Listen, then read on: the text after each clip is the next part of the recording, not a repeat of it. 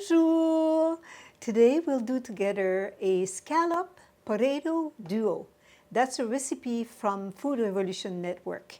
And I want to tell you a little bit more about the potato because it has a bad rep. And it has a bad rep because people think it's going to make me fat. Well, yes. If you eat your potatoes when they're in French fries, they're with sour cream, lots of butter and cream, yeah, they will make you fat. But if you just eat the potato as simple as possible can be, without any fat added, any sugar added, deep fry and all of that, then they are absolutely healthy for you. Let me tell you about them. So they are high in fiber. Potatoes are high in fiber, especially if you keep the peel.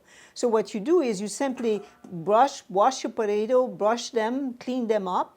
Even the sweet potatoes, I did the same thing. I just clean it up. Then it's fine. Keep the peel. That's where there is more of the fiber. The fiber is essential for weight management, and it promotes feelings of fullness and reduces appetite. You see, so that's why the fiber is so important to have. Also, if you cool your potatoes, so you cook your potatoes, but then you cool them.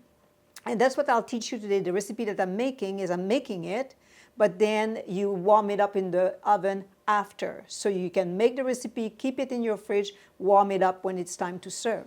So cool potatoes before eating.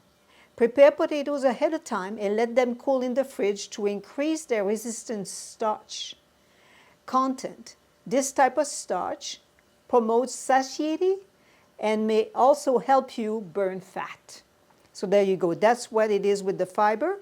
It is low in calorie. So potatoes are low in calorie. Like I said, I mean, they're high in calorie if you put the cream and the butter and the cream and the sour cream. But other than that, they're low in calories. Potatoes alone are low in calories. So it makes a great option for promoting satiety without adding excess calories. And then the other thing is potatoes, they enhance thermogenic effect. What is thermogenic effect? Is it helps further promote weight loss. Let me see here how it works. So it requires more energy to digest compared to processed food. That's the thermogenic effect. That's what you have in potatoes. And like I said, the common myth about potatoes that make you fat is because the potatoes are, again, fried butter, cheese, cream. That's what will make you fat.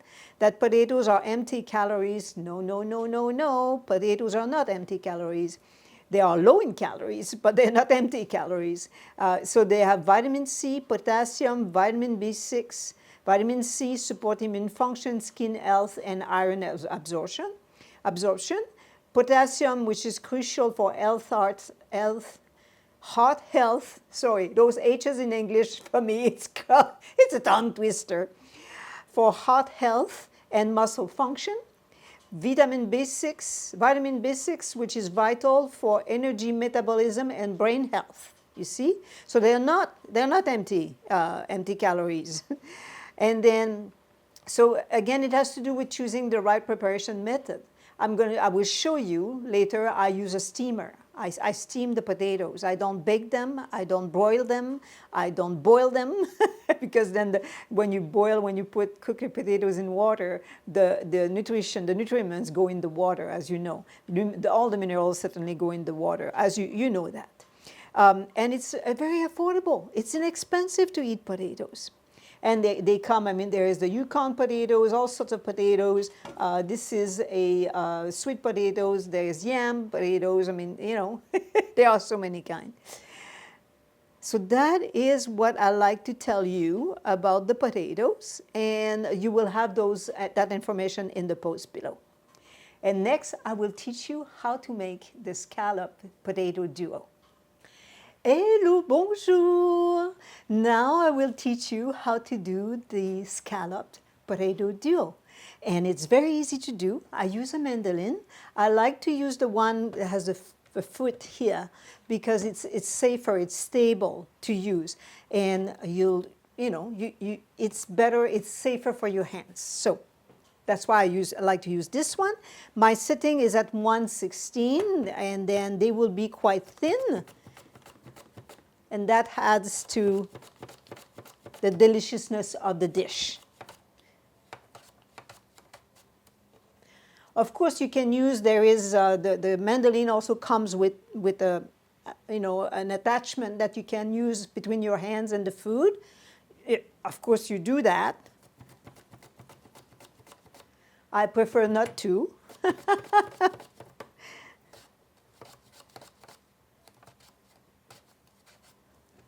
And I did cut myself, yes, a few times. But I still do it this way.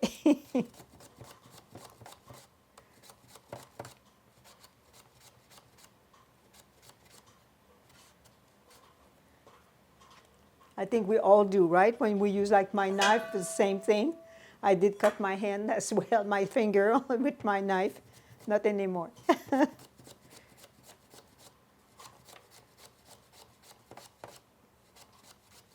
But do what's safe for you.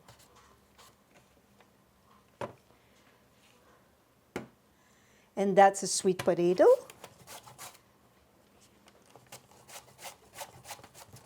Woo!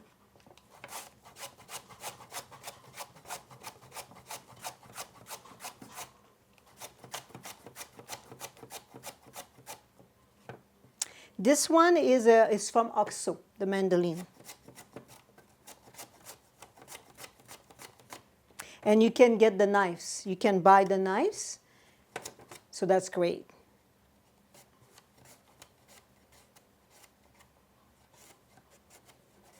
I don't know if you could have them sharpened.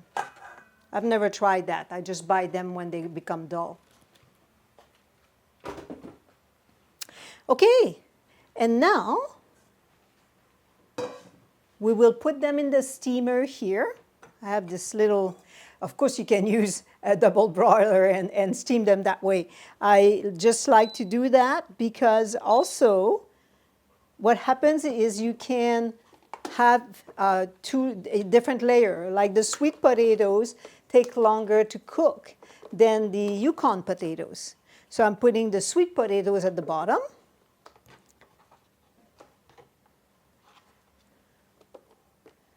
Cooking, steaming rather than cooking in the water is you keep more nutrients. So that's why I like, of course, to steam.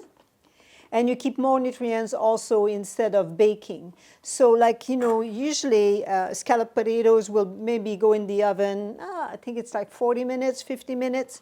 And this way, you cook them first like this, and then you just have to put them in the oven to warm it up for maybe 10 minutes. Because remember what I said earlier. Let me just set my time here. Steam. There we go. And yeah, like I said earlier, when you cook and then you leave it to cool down and then you warm up again, the resistant starch are more activated. So that's why also it's great to do it this way. So then I'm going to steam my potatoes, assemble the dish, and then put it in the fridge. And then after that, I complete it or warm it up when I need to.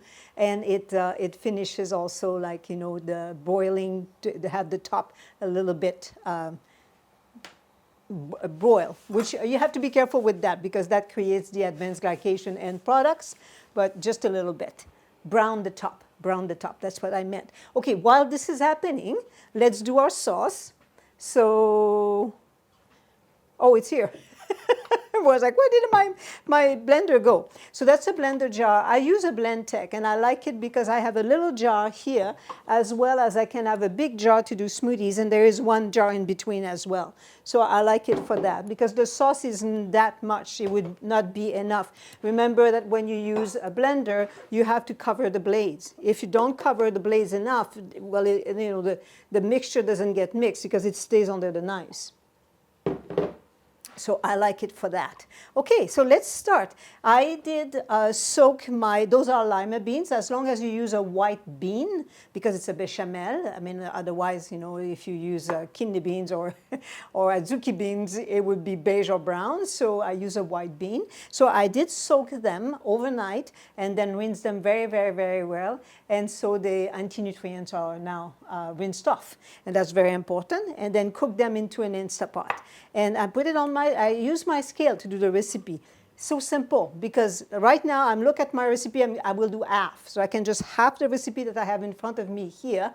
Or if you want to do more, you double it, you have company, you want to do more to actually have more in your fridge for further meals, you do that as well. So you can choose, right, how much you need. So I need 70 grams, and don't worry for the recipe, it'll be in the post below in the show notes. So 70 grams of the beans. And the next thing is the onion. And I need 30 grams of onion. So what I'll do is I'll just push my jar on the side a little bit, and I'll add my onion on the side. So I need 60 grams, and then I need 30 grams of onions. So that brings me to 90. There we go. And then I just cut it this way. I don't have to cut it, you know, like small. It will blend in my blender. Of course, that's what you need to make sure as well for you. And then the next that you, depending on your blender, if it's strong enough, then you cut it smaller. Do what works for your blender. And then the next thing we need is half a teaspoon of nutritional yeast. Now I'll show you my little trick here. I love that.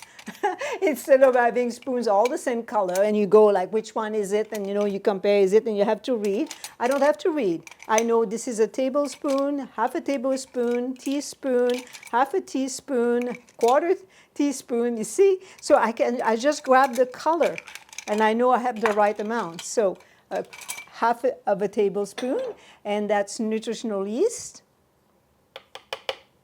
And also, you see my jar is wide, and what's great about that is I can level it like this with my finger. So I like that. I like to have a wide jar for that reason. And then here we need half a teaspoon of Dijon. Actually, no, it's a teaspoon of Dijon. Like I said, I have to just have my recipe here as I'm talking to you, which is no big deal. We can do that.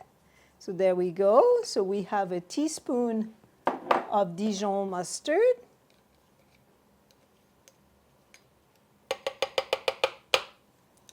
And next we need to have half a teaspoon of salt. And as I'm doing this, you can see as well that all my ingredients are in the order that I need them. So it's called a mise en place. Then I know that I have everything.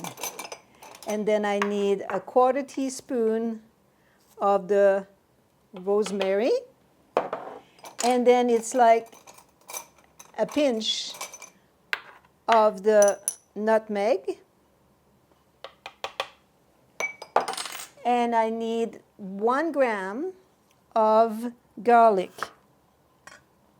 So it's important that you scale increment by 1 gram at a time, as you can see. Not 2 grams, but 1 gram. It's also an OXO scale that I have here. And then the next thing we need is milk. And I have my own milk that I make at home. It's almond milk. I strongly suggest you make your own because you don't have the emulsifier that they put in the milk. That sometimes could be guar gum or xanthan gum, and that really affects your microbiome. So it's best that you do your own. And I need 150 grams.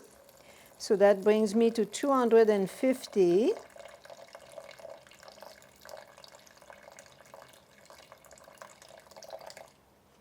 So you see how easy it is? Everything into one jar, no measuring cup and things, just a little spoon to wash and a few knives. And then I need 10 grams of lemon juice. And I strongly suggest that you do your own because I find the one that is pasteurized, sold in store is like metallic taste, not so pleasant. This one is great. And then we need 10 grams of tahini. I use raw tahini instead of roasted tahini. A little bit more. There we go. And a little bit of black pepper.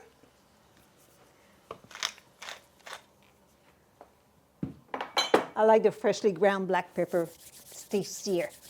And then, always, I love to use that. It's the sea moss has 92 of the 102 minerals that we need in our body.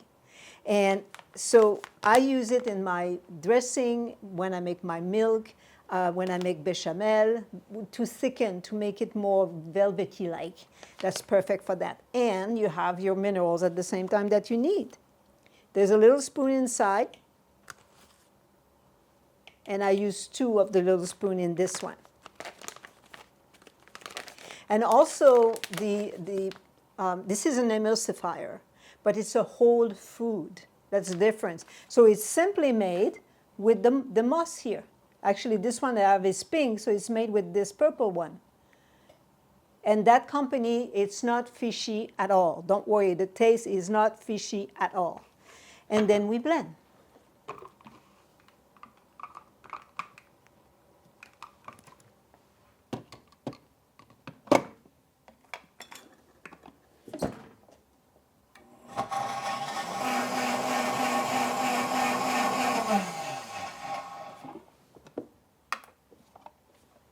Et voila. So it's as simple as that. There is no butter. There is no oil. Your bechamel is ready.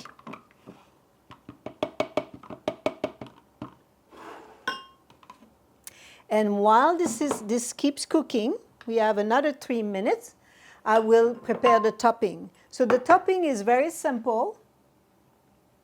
It simply is, I use crackers myself because I make crackers. Those are cracker bits, but you can use bread if you like. And again, put it on a scale here. And we have 25 grams. 25 grams of the crackers. And we need a teaspoon of the nutritional yeast. And then you can add salt. I won't add salt because my crackers, when I make them, have the seasoning and the salt. So I won't add that. Perfect. There we go. And always careful when there is steam. You see, I have the lid between me and the steam instead of opening facing me.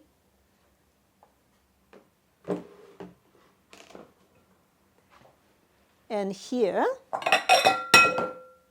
I have a dish. Just going to let the water drip a little bit.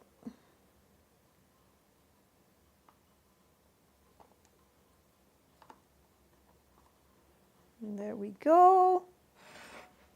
I find also that it's easier to handle because the plastic, and it is BPA. It's BPA free, so not to worry about that.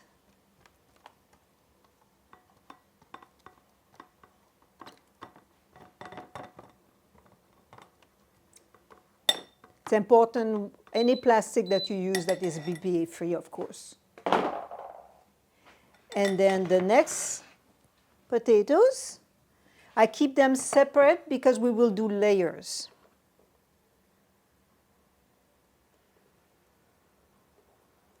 Again, let some of that water drip out. Perfect. And here. And you see how the color is so bright? That's what happens when you cook, when you steam. So the color is bright because you still have quite a bit of the nutrients left in the food. You know when things starts to turn beige and brown and lose that color fades away? The polyphenol and also fade away. and phytonutrients and vitamins and minerals, they all fade away. Okay, and here we have, it's like a Pyrex dish. And I'll give you the dimension. I think it's like 7 by 7 maybe. And there we go. And then we put the bechamel first at the bottom of the dish. And then we add some potatoes. Some potatoes. So the idea is that we will have the sauce between the potatoes. Of course, that's what, makes the potatoes yummy. So the sauce will be in between. There we go. A little bit of sauce. Cover in between. Then we do the sweet potatoes. So that's the orange. Bring them to the edge of the dish, so that you build your scalloped dish evenly, like this. There we go. And again, we had some in between.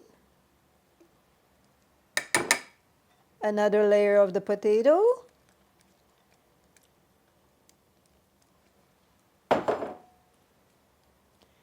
Another layer of sauce.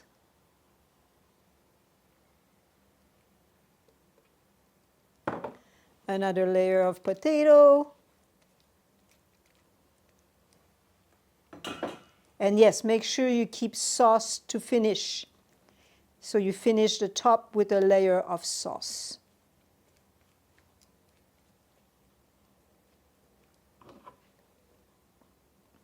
And there we are.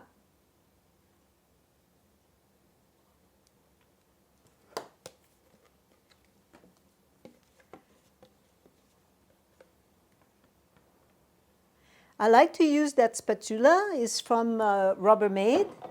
It's called a spoontula. You see there is concave, and it's great to really grab the, it cleans the blender jar, I find, very easily. And then on top, we simply add the bits, in my case, the bits of crackers. For you, it could be bread. Et voilà! It's all ready. So it's easy to make. So again, you keep it in your fridge now. You leave it to cool down, and you warm it up when you need it. Or you can warm it up right away if you made the dish for dinner that you're serving right away. But ideally, you would put it in the fridge. And then you have food that loves you back. In that dish certainly is bon appétit.